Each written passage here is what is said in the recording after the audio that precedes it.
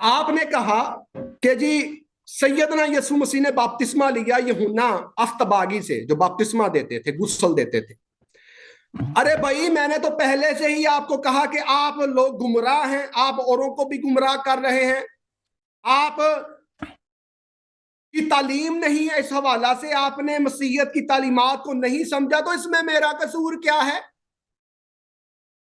मसीहत की तालीमात के मुताबिक सैयदना मसीह ने बपतिस्मा लिया था यूहन्ना बपतिस्मा देने वाले से एक ओहदा की मखसूसियत के लिए।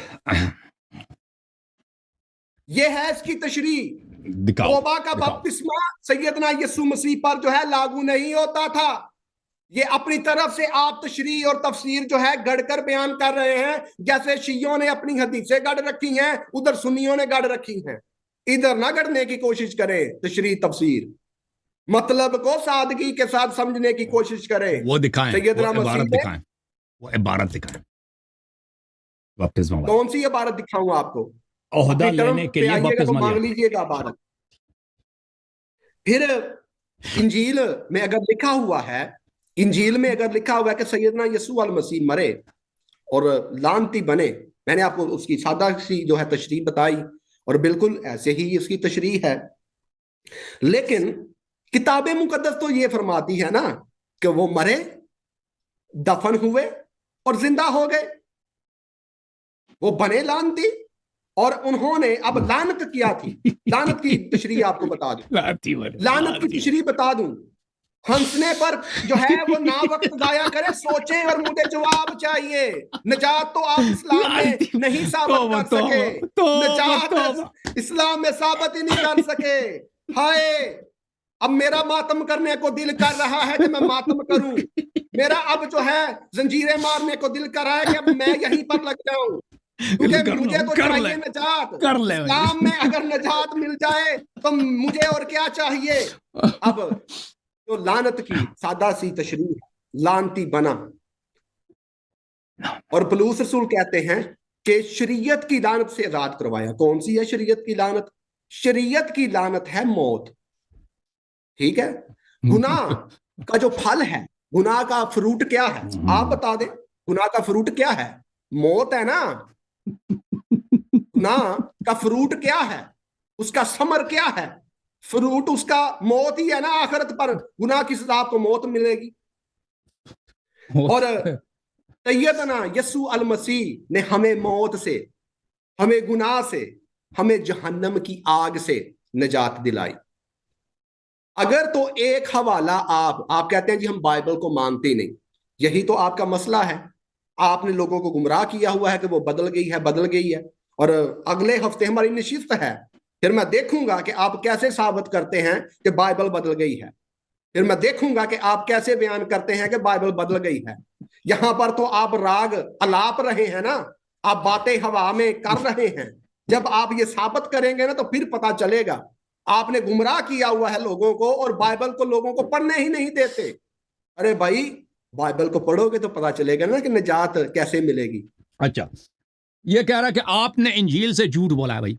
और भाई जो कुछ मैंने इंजील से नकल किया, इबारतें नहीं दिखाई है। मैंने इनसे कहा था कि कुरान से जो कुछ नकल करो उसकी इबारत पढ़ो। ये लड़ पड़ा है, दोनों पादरी मॉडरेटर और संजील साहब दोनों मुझे लड़ पड़े कि आप क्यों ये मुतालबा कर रहे हैं। भाई मैंने जो कुछ पढ़ा है इबारत दिखा दी है, एक एक इबारत करके दिखा दी है। ये देखो, ये तुम्हारा खुदा है जो तो कहता है वो शफात करेगा ना। फिर तीसरे दिन भाई वही यहूदी जो इसको कत्ल करने ले गए, और वही यहूदी जो इसको नस्तजीर बिल्लाह हरामजादा समझते थे, और उसकी माँ को हजरत मरियम सलामुल्लाह अलैहा को बदकारा औरत समझते थे, उसी को कत्ल, उसी के डर से इनका खुदा ये क्या मदद करेगा भाई? ओ भाई, जब खुदा ने खुद उसको छोड़ दिया है और वो खुद क्रॉस पे ये चिल्ला रहा है भाई, उसने बड़ी आवाज से चिल्ला कर कहा, ये दुआ के तौर पे कहा है ना कि तिलावत के तौर पे, इली इली लिमा सबख्तनी, ऐ मेरे खुदा तूने मुझे क्यों छोड़ दिया।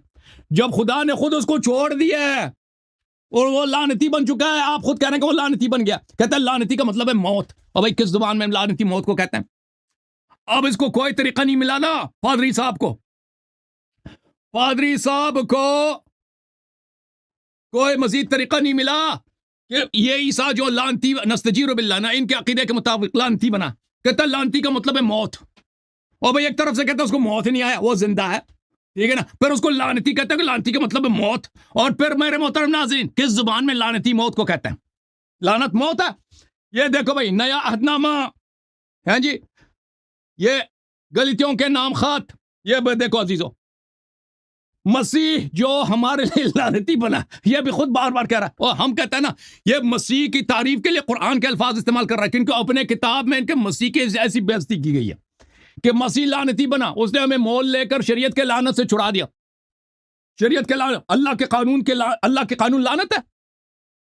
और भाई तुम्हारा ये अकीदा है कि अल्लाह ने जो कानून मूसा अलैहिस्सलाम को भेजा था, अनबिया को भेजे थे, वो सब लानत है। तुम्हारा ये तुम्हारा पोल कह रहा है मूसा खुद ईसा लानती बना, शरीयत भी लानती है। इस लानती से एक दूसरे लानती ने हमें छुड़ाया है, क्योंकि लिखा है कि जो लकड़ी पे लटकाया गया वो लानती है, यानी जो सूली पे चढ़ेगा वो लानती है। हमारा ये अकीदा है, ओए ये मुसलमानों का अकीदा है कि जो सूली पे चढ़ा वो लानती है, वो ईसा नहीं है।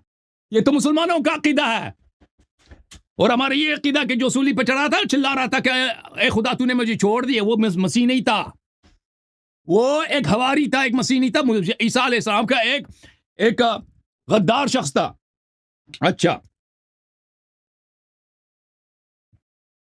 मोहतरम नाज़रीन, ये कह रहा है कि हम झूठ कहते हैं। भाई ये अल्फाज बाइबल में नहीं लिखा भाई, बाइबल के अल्फाज में स्क्रीन पे नहीं दिखाता। और भाई ये मैंने जाली बना दी, कह दो ये जाली है, बाइबल है। क्यों कहते हो कि मैं झूठ कह रहा हूं? ये बाइबल के, तेरे बाइबल के अल्फाज हैं। मुलाहिजा करें मेरे मोहतरम नाज़रीन कि इनके अपनी किताब में मसीह अलैहिस्सलातु वस्सलाम को ये जो कह रहा है मसीह निजात देगा, मसीह खुद गुनाहगार है, मसीह खुद गुनाहगार है। तुम्हारे अपने ये नया अहदनामा है, खुद इंजील में लिखा है भाई, ये देखो, ये इंजील लूका है। मुलाहिजा करें,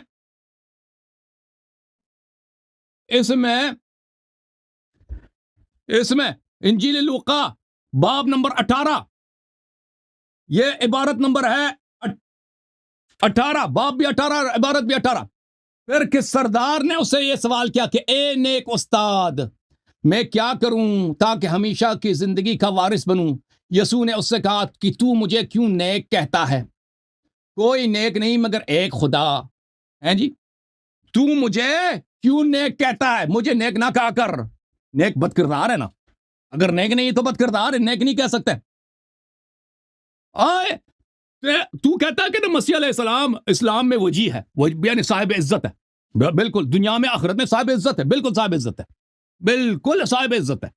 लेकिन ये नहीं है कि वो खुदा है और वो हमारे सब लोगों का जो उस पर ईमान नहीं, जो सिर्फ उसी पे ईमान लाए, वो उसके मनसूख दीन में शामिल ना हो जाए, उसको शिफात नहीं होगी। ये नहीं है उसमें। ये हमें दिखा देना कुरान से। हमने तेरे बाइबल से निकाल दिया कि मसीह अलैहिस्सलाम बदकिरदार आदमी है, ठीक है ना। ये इंजील लूका में, अब मुलाजा कर मजीद अनाजील में, इंजील मरकस में, ये मरकस की इंजील है। मरकस की इंजील में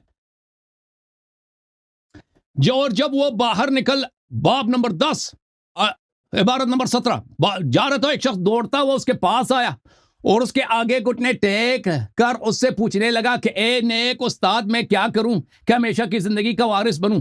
यसू ने उससे कहा कि तू मुझे नेक क्यों कहता है? कोई नेक नहीं मगर यानी खुदा। और भाई वो जब नेक ही नहीं है, अच्छा आदमी नहीं है, अच्छा आदमी नहीं है तो क्या है? पर अच्छा नहीं है तो क्या? अच्छा नहीं है तो क्या है भाई? बुरा है ना।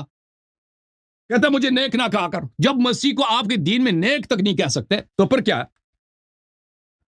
मुलाहिजा करें,